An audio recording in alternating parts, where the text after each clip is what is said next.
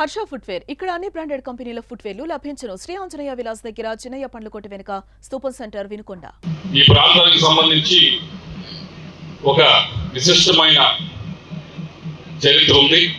ఏ ప్రాంతంలో కూడా ఆంధ్ర రాష్ట్రంలో కాదు, నాకు తెలిసి భారతదేశంలోనే ఎక్కడో ఒక రెండు చోట్ల ఇంత విశిష్టమైన చరిత్ర ఉండే ప్రదేశాలు ఉంటాయి.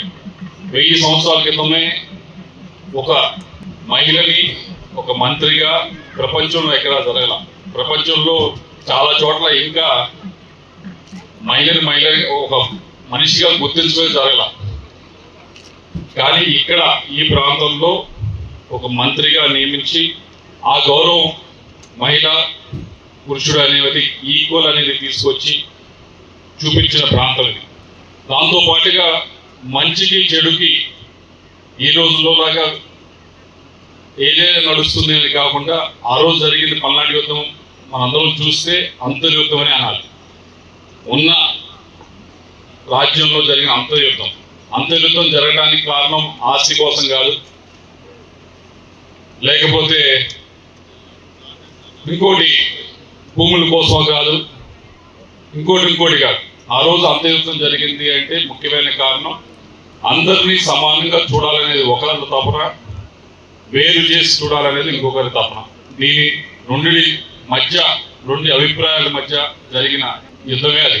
దాన్ని 1000 సంవత్సరాలుగా ఈ ప్రాంత ప్రజలు ఇక్కడి వారు ఆ రోజు ఎంతైతే గట్టిగా ఉన్నారో, ఎంతైతే మంచికి చెడుకి వ్యత్యాసం ఎంత గట్టిగా చూపించారో అదే ఈరోజు కూడా అదే బాటలో నడుస్తూ ఉన్నారనే దానికి చెప్పడానికి ఎటువంటి సంకోచం కూడా లేదు. ఎందుకంటే మొన్న ఎలక్షన్లో నేను చూశాను, అందరూ చెప్పారు అదవుతుంది, ఇదవుతుంది అని.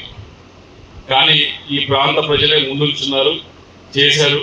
చేయడం కూడా కేవలం నర్సరావుపేట లేకపోతే ఆంధ్ర కాదు, దేశం మొత్తం కూడా ఈ ప్రాంతాన్ని 1000 సంవత్సరాల క్రితం ఎలాగైతే చూశారో మొన్న కూడా అదే చూశారు. ఈ ప్రాంతాన్ని నాగమ్మ గారు కానీ బ్రహ్మనాయుడు గారు కానీ ఇవన్నీ కూడా తిరిగిన ప్రాంతాలు కాదు. ప్రాంతం అంతా కూడా ఇక్కడ చాలా గుళ్ళు కట్టడం జరిగింది. దీనికి ఒక చరిత్ర ఉంది. ప్రతిసారి కారంపూడిలో ఏదైతే ఉత్సవాలు జరుగుతాయో వాటికి మనం అందరం కూడా భాగస్వాములు అవుతాం. ఆ ఉత్సవాలకి కేవలం ఆ ప్రాంతం నుంచే కాదు, 2 రాష్ట్రాల నుంచి కూడా వస్తారు.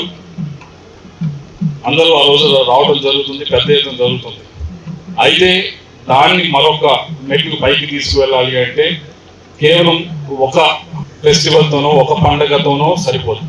ఒక టూరిజం స్పాట్గా పెంచాలి అంటే కనుక 4-5 దగ్గరలో కనుక మనం కొద్దిగా పెంపొందిస్తే కనుక ఒక 4-5 స్థలాన్ని, హిస్టారికల్ ప్లేసెస్, ఇక్కడ యుద్ధం జరిగింది, ఇక్కడ ప్రార్థన చేసేవారు, ఇక్కడ పండగ చేసేవారు అనేది ఒక 4-5 ప్రదేశాలను మనం కనుక గుర్తించి వాటిని పెంపొందిస్తే అప్పుడు టూరిజంగా కూడా మనం ముందుకు తీసుకెళ్ళడానికి అవకాశం ఉంది.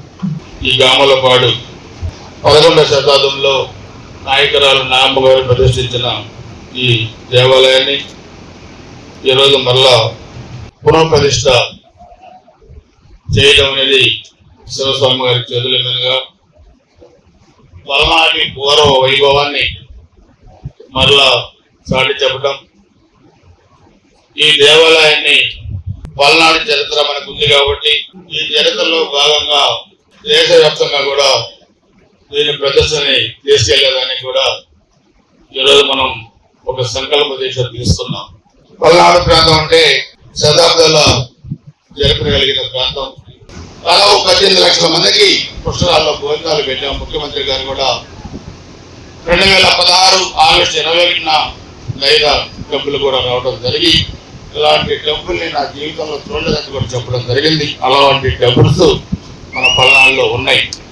వీటిని మనం దేశ విదేశాల్లో ప్రాచుర్యంలో తీసుకెళ్లాల్సిన అవసరం మన మీద ఉంది. ఇది మన సంపద, ఇది భగవంతుడి సృష్టి.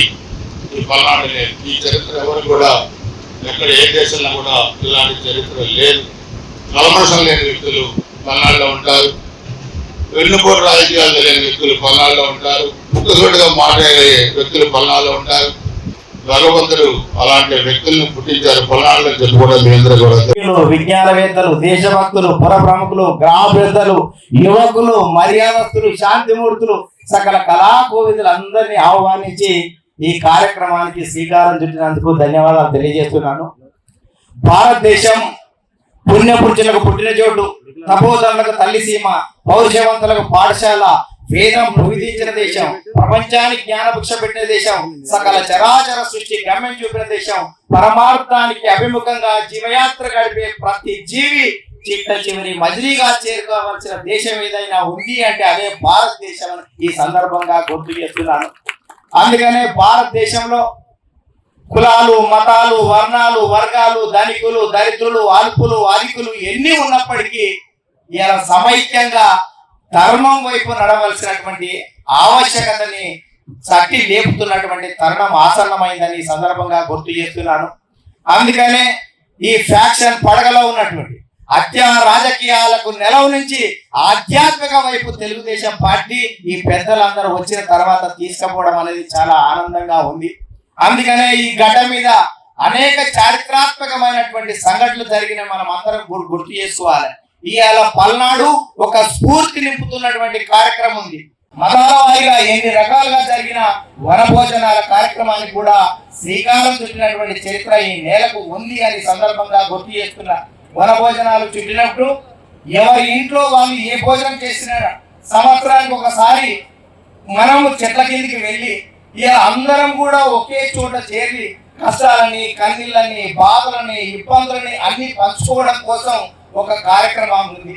ఉన్నా లేకున్నా అందరూ ఒకే రకంగా ఉండాలి ఈ సమాజంలో అనేటువంటి ఐక్యతని చాటి చెప్పినటువంటి చరిత్ర ఈ గడ్డకు ఉంది అని సందర్భంగా గుర్తు చేస్తున్నా.